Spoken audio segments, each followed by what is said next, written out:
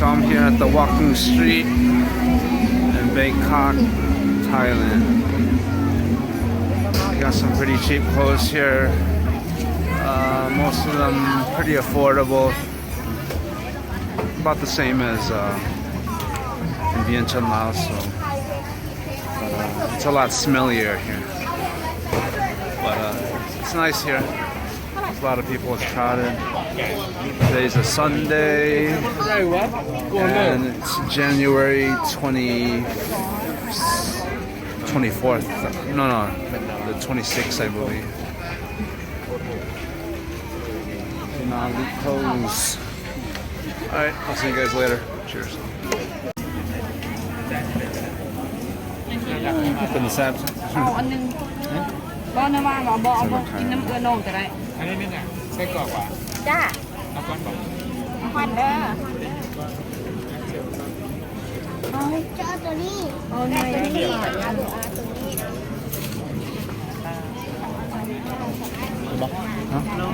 จะอยากลองสิลอง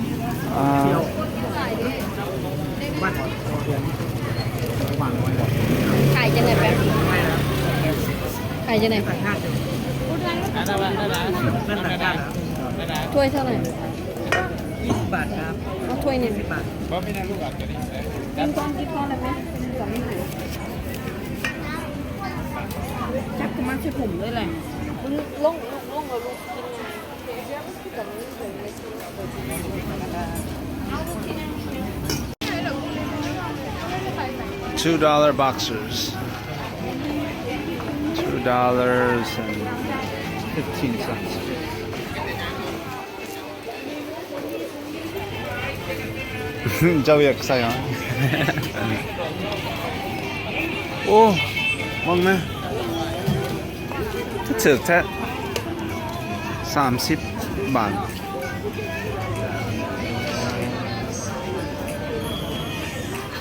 Dicky corner. Oh, size. 199.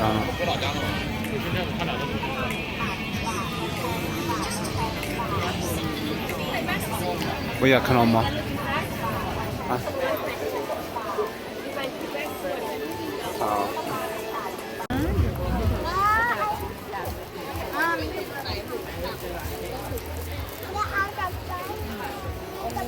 มีลูกก็ได้แม่นะตักปลาทะเลปะเข้าจิ้มๆมันก็2-3เส้นมันสากผมมันอยู่ได้หลายอยู่ตรงเขาทำ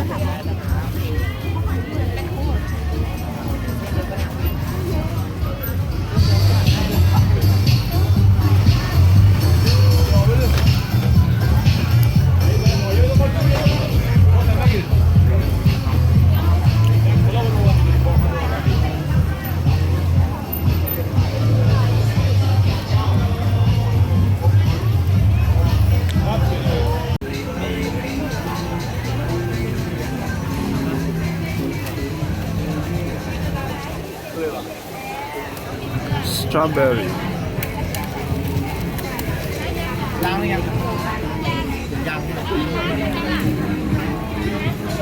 What? That's crazy. Open the sap tap.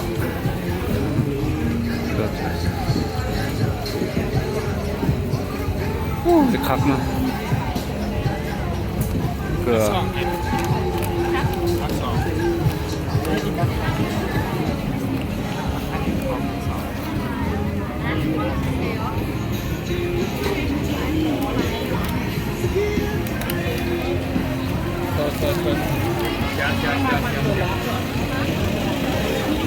Strawberry อ่ะ Strawberry อ่ะ นั่นเด็ดแบบเซล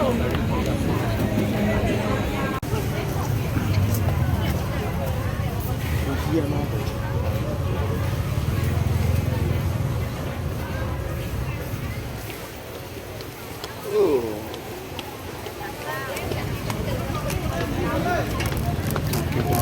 Mặc mông tấn nó.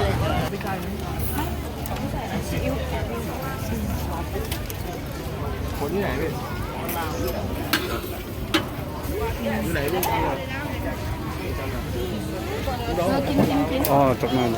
แม่เฮียมันหรอ อันนั้นคิวข้าววะบ่เห็ด ระวังระวังระวัง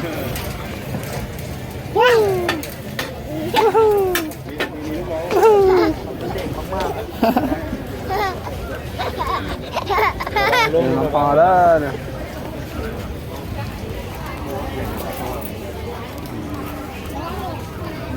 จักหน่อย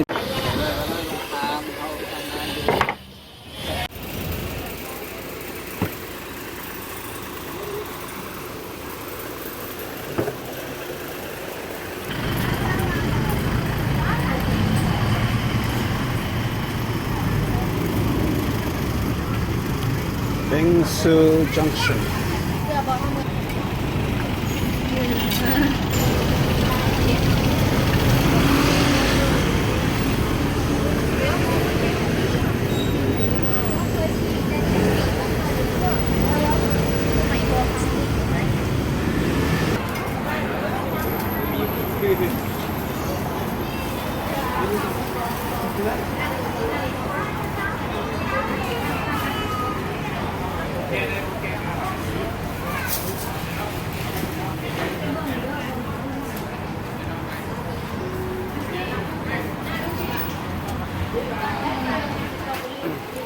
แซ่บปะ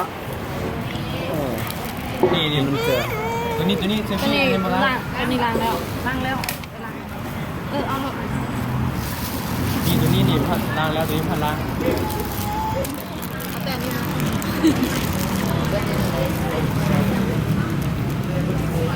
เป็นแซ่บ strawberry with strawberry sugar คักเนาะเกลือกำลังล้ำดี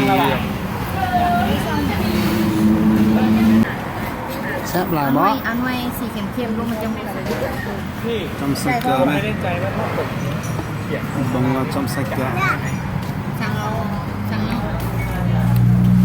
สั่งให้พี่จุ๊บ แม่ปอสาม ข้าวหมูย่างใส่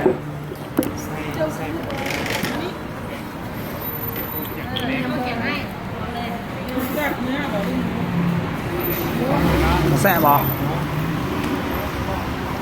เอาเนี้ยมาก่อน 60 บาท60 บาท$2.20 for each dish เดี๋ยวผมจะแซ่บอยู่เนาะ เป็นแสนสาวเฮ้ยทำยังไง40,000เนี่ยต้องเลยนะ ใช่เล่นเองเลย แซ่บ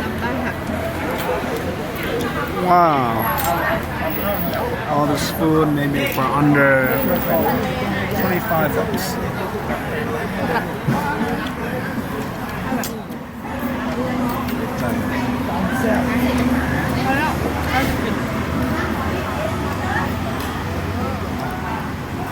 Hey, let me try that. I'll try simu, pork. เอง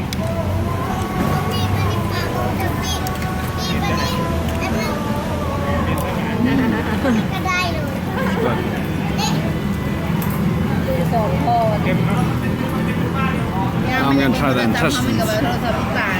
มีแต่เสือกับหมูมีอันอื่น แล้วที่สั่งเสียง